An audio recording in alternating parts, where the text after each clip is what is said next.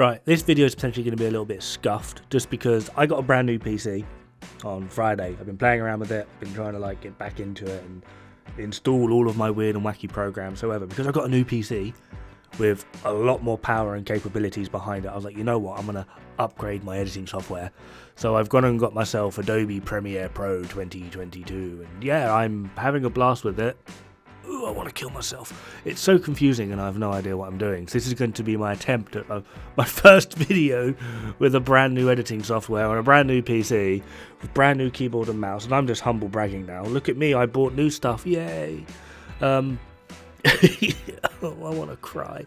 Anyway, due to the game being out on Steam now for quite some time, I've seen a large influx of new players, streamers, content creators, and they're all doing absolutely phenomenal from what I have seen so far.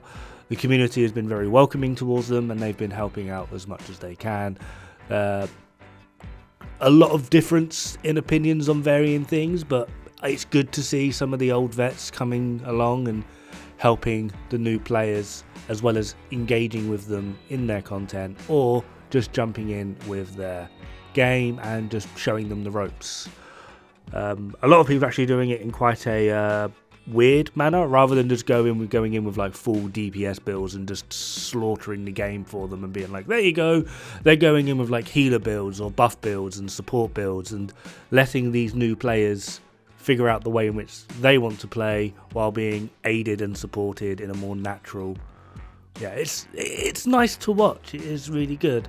But the one thing that I've seen kind of be pushed on repeat, and I've had it myself. I joined someone yesterday who was like SHD 50, and as you can see, like, I'm 9k, and they were like, oh my god, you must be amazing at this game to be like 9k, and it's like, no, I passed SHD 1000.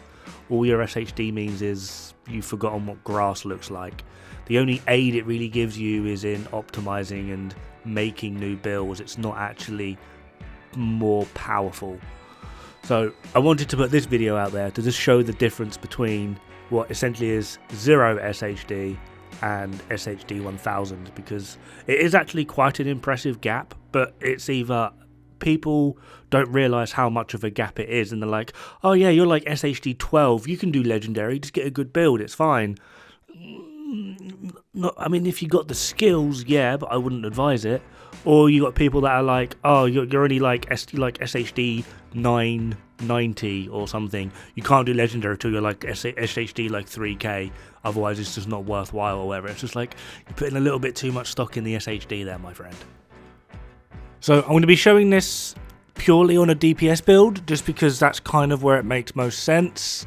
From what I've seen, a lot of the new players are actually sticking to the majority, or at least sticking to DPS builds, which I feel is a very good way to go to get comfortable. And then once they're progressing, I've seen a few delve into the skill builds. I've seen one person who instantly just went, I am making an Eclipse build, I don't care, and I'm going to set everything on fire.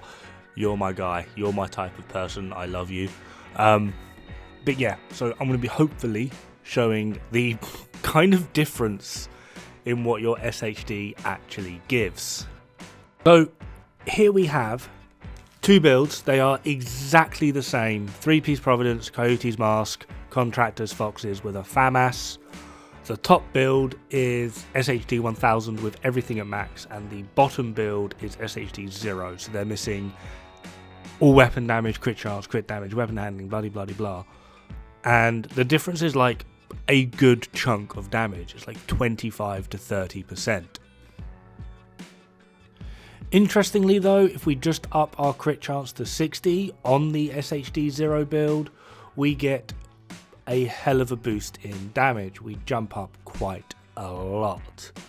And it is for this reason why I am actually going to suggest the order in which you put your SHD points. I have actually done this in other videos, but I wanted to do a video just specifically on SHD levels.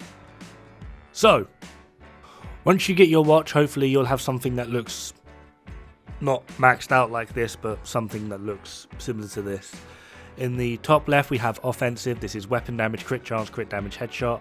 Top right is defensive, armor, health, has pro, explosive resistance. Bottom left is utility, skill repair, skill damage, skill haste, and skill duration. And the bottom right, we have reload speed, max ammo, stability, and accuracy. What we're going to do now is just going to suggest which ones you should prioritize, just typically.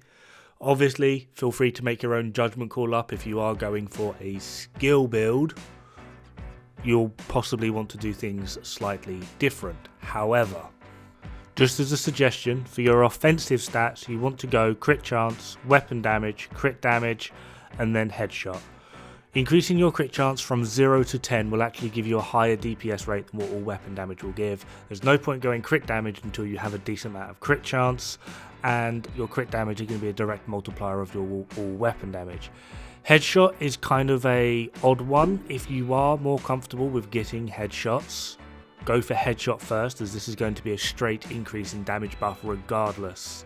However, if you're not too comfortable with hitting headshots, the order I've just suggested is probably going to be your best slot. For your defensive, armor is always going to take priority. After this, Hasbro and Explosive are kind of in the same vein. They're nice to have, but they're not in a high enough value to really get you any benefit. So, as long as you have armor first and health last, because health is mostly useless really, you'll get more from Hasbro or Explosive than you will from health.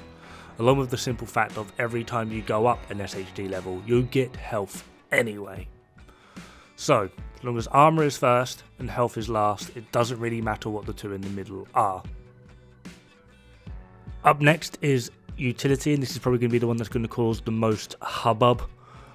Repair first, simply just because most skill builds you're going to do enough damage regardless, whereas having the ability to heal yourself regardless of build is going to be a bit of an issue. Getting some haste in there is also more welcome, as well as duration. The reason we do damage last is because if you are going for a skill build, you will get more than enough rolls or attributes or effects that will buff your damage, whereas there's not a lot for haste, duration. Well, I think there's pretty much none for duration, and repair skill is typically only really reserved for more healer styled builds, whereas every build can benefit from repair skills. It's more of like a priority listing rather than what is actually worthwhile in the end game. Lastly, we have handling. For this, I'm going to suggest stability, ammo capacity, accuracy, and then reload. Stability is just going to help get your weapons on track anyway. Typically in lower levels, especially when you start pushing the difficulty, you're going to be running out of ammo more, so having more ammo is going to be more beneficial. Once you've got more ammo, most players will be working on their accuracy control anyway. It's the stability that catches them off guard, so stability over accuracy. And then once you've got this, your reload is just an added nice quality of life thing that doesn't really benefit you in 10 or 20%. For this, you're going to want more like 40 or 50% as an actual stat. Anyway, that is the order that I personally did mine in. It's the one that I would suggest pretty much players will do theirs in. Obviously, it rotates around, so you can do basically 4 at a time. However, play around with it, test it, do what you need to do. The one thing that I would absolutely recommend though is once you put a point in one, commit to it. Don't do like 1 point in weapon damage, 1 point in crit damage, 1 point in crit chance, 1 point in headshot damage. Once you put a point in one, commit to it, max out, and then go to your next one.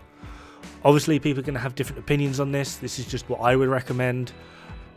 I do hope it helps you out, or at least gives you a rough idea. The main purpose of this video was just to show the difference, really, between SHD 0 and SHD 1000. There is a decent difference there, but it's not enough to hold people from doing certain things, such as legendary content. I wouldn't recommend doing legendary content below SHD 500, but that's just me.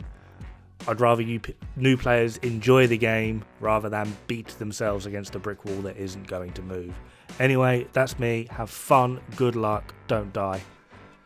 It's bad for the health.